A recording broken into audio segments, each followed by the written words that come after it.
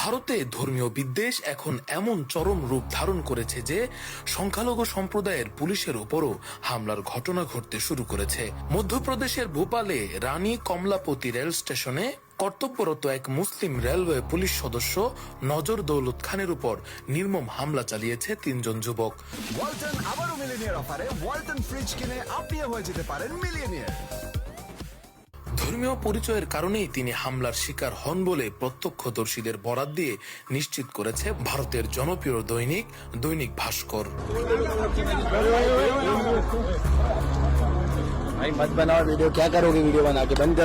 ঘটনাটি ঘটে শনিবার দিবাগত রাত 2টার দিকে। পুলিশ সদস্য নজর দৌলত খান ও তার সহকর্মীরা স্টেশন এলাকার দোকানে রেস্তোরাঁ বন্ধ করতে গিয়েছিলেন। এ সময় নজর খান দেখতে পান একটি গাড়িতে 3 জন তরুণ প্রকাশ্যে মদ্যপান করছে। তিনি তাদের সতর্ক করলে তরুণরা আচমকা উত্তেজিত হয়ে তার উপর চড়াও হয়। ইউনিফর্ম ছিলে ফেলা হয়, অকথ্য গালাগাল ও ধর্ম অবমাননাকর মন্তব্য করা হয়।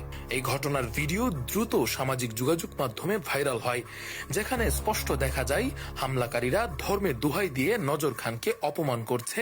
তার সহকর্মী হিন্দু কনস্টেবলদের উদ্দেশ্যে বলা হয়, তোমরা হিন্দু ভাই সরে যাও, এটা আমাদের মুসলিমদের বিরুদ্ধে লড়াই। পুলিশ সূত্র জানিয়েছে অভিযুক্তদের মধ্যে জিতেন্দ্র যাদব নামে একজনকে ইতিমধ্যে গ্রেফতার করা হয়েছে। তার বাকি 2 সহযোগী এখনো পলাতক।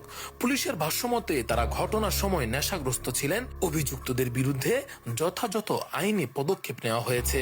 রমজান মাস থেকে শুরু করে একের পর এক মাদ্রাসা, মসজিদ ও মুসলিম ব্যবসায়িক প্রতিষ্ঠানের উপর হামলার ঘটনা ঘটছে।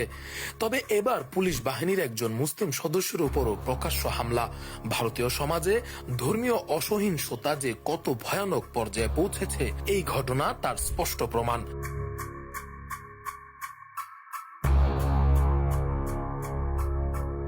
বিশ্লেষকরা বলছেন, রাষ্ট্রীয় মদত বা নীরবতা ছাড়া এতটা ঔদ্ধত্য সম্ভব হতো না। সংখ্যালঘু নিরাপত্তার ক্ষেত্রে ভারত সরকার যে কতটা ব্যর্থ এবং বৈষম্যমূলক আচরণ করছে এই ঘটনা তা চোখে আঙুল দিয়ে দেখিয়ে দিয়েছে।